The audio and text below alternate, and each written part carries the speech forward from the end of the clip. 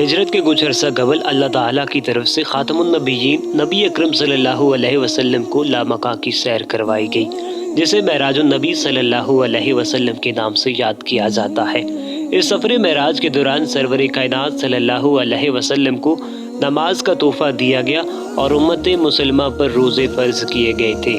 اعلان نبوت کے 12ویں سال ماہ رجب کی 27ویں شب سرکار دو عالم صلی اللہ علیہ وسلم کو اللہ رب العزت کی طرف سے سفر معراج کا اعزاز حاصل ہوا۔ بحکم الہی حضرت جبرائیل علیہ السلام 70,000 فرشتوں کے ساتھ ایک برق رفتار سواری براق لیے خاتم النبیین صلی اللہ علیہ وسلم کی خدمت اقدس میں حاضر ہوئے۔ حضور خاتم النبیین نبی کریم صلی اللہ علیہ وسلم حضرت ام ہانی رضی اللہ تعالیٰ عنہا کے گھر آرام فرما تھے کہ حضرت جبرائیل علیہ السلام حاضر خدمت ہوئے کہ محبوب کریم صلی اللہ علیہ وسلم کو بیدار کرنے کے لیے حکم الہی ہوا۔ اے جبرائیل، محمد مصطفیٰ صلی اللہ علیہ وسلم کے قدمین شریف کو اپنے مبارک لبوں سے چھو تاکہ آپ کے نورانی لبوں اور کافوری آنکھوں کی ٹھنڈک سے ہمارے محبوب صلی اللہ علیہ وسلم خود بیدار ہو جائیں، اور اس طرح سرور کائنات صلی اللہ علیہ وسلم بیدار ہوئے۔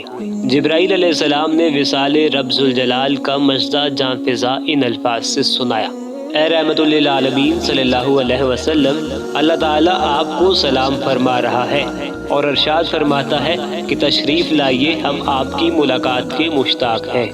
حضور خاتم النبیین صلی اللہ علیہ وسلم بیدار ہوئے اور سیدنا جبرائیل علیہ السلام کے ہمراہ حتیم کعبہ تک تشریف لائے، جہاں واقع شق صدر ہوا اور محبوب خدا صلی اللہ علیہ وسلم کے قلب عطر کو آب زمزم سے دھویا گیا۔ 70,000 فرشتوں کے نورانی جرمٹ میں جبرائیل علیہ السلام نے حضور اکرم صلی اللہ علیہ وسلم کو آب کوثر سے غسل مبارک دیا۔ جنتی لباس پہنا کر سر اقدس پر امامہ شریف کا تاج رکھا گیا، ایک نورانی چادر اڑائی گئی اور جنتی دلہا بنایا گیا۔ سرور کائنات صلی اللہ علیہ وسلم کو سواری کے لیے ایک سفید رنگ کا براق پیش کیا گیا، جس کے 2 بازو یعنی کہ پر تھے اور پیشانی سرخ یاقوت کی بنی ہوئی تھی۔ اس کی تیز رفتاری کا اندازہ اس سے لگایا جا سکتا ہے کہ منتہائی نظر پر اس کا قدم جاتا تھا۔ 70,000 نورانی فرشتوں نے براق کے گرد حلقہ کیا۔ سرکار دو عالم صلی اللہ علیہ وسلم براق پر اس انداز سے سوار ہوئے کہ جبرائیل علیہ السلام نے رکاب تھامی اور گروہ ملائکہ سمیت بیت المقدس کو عزت و تکریم روانہ ہوئے۔ دوران سفر سرزمین مدینہ، طور سینہ، ولادت گاہ عیسیٰ علیہ السلام ملاحظہ فرماتے ہوئے قبلہ اول بیت المقدس پہنچے، جہاں پہلے سے تمام انبیاء کرام السلام موجود تھے۔ مسجد اقصیٰ پہنچنے پر آپ صلی اللہ علیہ وسلم نے اور سب نے آپ کی اقتداء میں نماز ادا کرنے کی شہادت حاصل کی۔ تکمیل نماز کے بعد انبیاء کرام علیہ السلام نے اللہ تعالیٰ کی حمد و ثنا بیان کی اور خطبات فرمائے۔ انبیاء کرام علیہ السلام نے اپنے اپنے خطبات میں حمد خداوندی کے ساتھ ساتھ اپنے اپنے معجزات و کمالات کا اظہار بھی کیا، اور سب سے آخر میں حضور اکرم صلی اللہ علیہ وسلم نے حمد و ثنا رب جلیل کے بعد فرمایا: تمام تعریفیں اللہ تعالیٰ کے لیے ہیں، جس نے مجھے تمام جہانوں کے لیے رحمت اور بشیر و نذیر بنا کر بھیجا۔ مجھ پر قرآن مجید جو حق و باطل میں فرق کرنے والا ہے نازل فرمایا، میری امت کو خیر امم کے خطاب سے نوازا، میرے سینے کو کشادہ فرمایا، میرے ذکر کو بلند فرمایا، میرا بوجھ ہلکا کر دیا، مجھے تمام مخلوق سے اول پیدا کیا اور تمام انبیاء کرام علیہ السلام کے بعد آخری نبی بنا کر بھیجا۔ اس پر حضور خاتم النبیین نبی اکرم صلی اللہ علیہ وسلم کے جد امجد حضرت ابراہیم علیہ السلام نے فرمایا: اے محمد صلی اللہ علیہ وسلم، اسی بنا پر حق تعالیٰ نے آپ کو سب سے افضل قرار دیا۔ سرکار دو عالم صلی اللہ علیہ وسلم براق پر سوار ہوئے آسمانوں کے سفر پر چل دیے۔ ہر آسمان پر مختلف انبیاء کرام علیہ السلام سے ملاقات فرمائی اور 7ویں آسمان پر حضرت ابراہیم علیہ السلام سے ملاقات فرمائی۔ حدیث شریف میں ہے کہ حضور اکرم صلی اللہ علیہ وسلم نے فرمایا کہ جب میں بیت المعمور یعنی فرشتوں کا قبلہ میں گیا تو میں نے دیکھا کہ 7 آسمانوں کے فرشتے اس کا طواف کر کے میرے انتظار میں کھڑے تھے۔ وہاں بحکم الہی آذان ہوئی اور جبرائیل علیہ السلام نے عرض کیا کہ اے حبیب خدا صلی اللہ علیہ وسلم، جس طرح آپ نے بیت المقدس میں انبیاء کرام کی امامت فرمائی، اسی طرح یہاں بھی ملائکہ کی امامت فرمائی۔ چنانچہ آپ صلی اللہ علیہ وسلم نے تمام ملائکہ کی امامت فرمائی اور انہیں 2 رکعت نماز پڑھائی۔ جب حضور اکرم صلی اللہ علیہ وسلم سدرۃ المنتہا، جو جبرائیل علیہ السلام کی پرواز کی آخری حد ہے، پہنچے تو جبرائیل علیہ السلام رک گئے اور عرض کیا،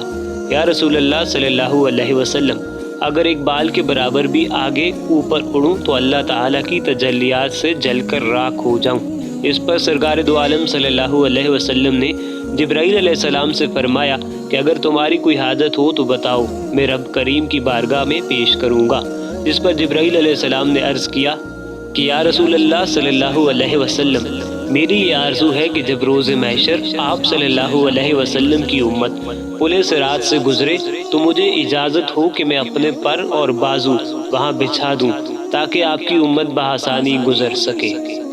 سرور کائنات صلی اللہ علیہ وسلم سدرۃ المنتہا کے مقام سے آگے خود ہی پرواز کو نہ ہوئے اور براق کے بعد رف رف پر سوار ہو کر مقامات عالیہ کی طرف گئے اور اللہ تعالیٰ کے خاص فضل و کرم سے مقامات و مدارج عبور فرماتے ہوئے عرش الہی کے قریب پہنچے۔ آپ صلی اللہ علیہ وسلم کے قلب اقدس پر عظمت و جلال الہی کے آثار ظاہر ہو رہے تھے کہ آواز آنے لگی، نزدیک آئیے اے ساری مخلوق سے افضل، نزدیک آئیے اے احمد، نزدیک آئیے اے محمد صلی اللہ علیہ وسلم۔ حضور خاتم النبیین صلی اللہ علیہ وسلم نے فرمایا، پھر میرے رب نے مجھے اپنے سے اتنا قریب فرمایا اور میں اتنا نزدیک ہو گیا جیسا کہ خود اس نے قرآن میں فرمایا۔ سورہ نجم میں ارشاد باری تعالیٰ ہے، اور محمد صلی اللہ علیہ وسلم شب معراج میں سب سے اونچے کنارے پر تھے، یعنی عالم خلق کی انتہا پر تھے۔ پھر وہ رب العزت اپنے حبیب محمد صلی اللہ علیہ وسلم سے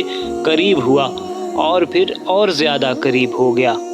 سدرۃ المنتہا کے قریب اسی کے پاس جنت المأویٰ ہے۔ جب نور حق کی تجلیات سدرۃ المنتہا کو بھی ڈھانپ رہی تھی، جو کہ اس پر سائے فگن تھی، ان کی آنکھ نہ کسی اور طرف مائل ہوئی اور نہ حد سے بڑھی، جس کو تکنا تھا اسی پر جمی رہی۔ بے شک انہوں نے معراج کی شب اپنے رب کی بڑی نشانیاں دیکھی۔ واقع معراج کے موقع پر رسول اللہ صلی اللہ علیہ وسلم کو جنت اور جہنم کے حالات دکھائے گئے۔ اس میں امت کے لیے بہت عبرت اور سبق ہے۔ خاص طور پر جہنم میں بعض بڑے بڑے گناہوں کی سزا دکھائی گئی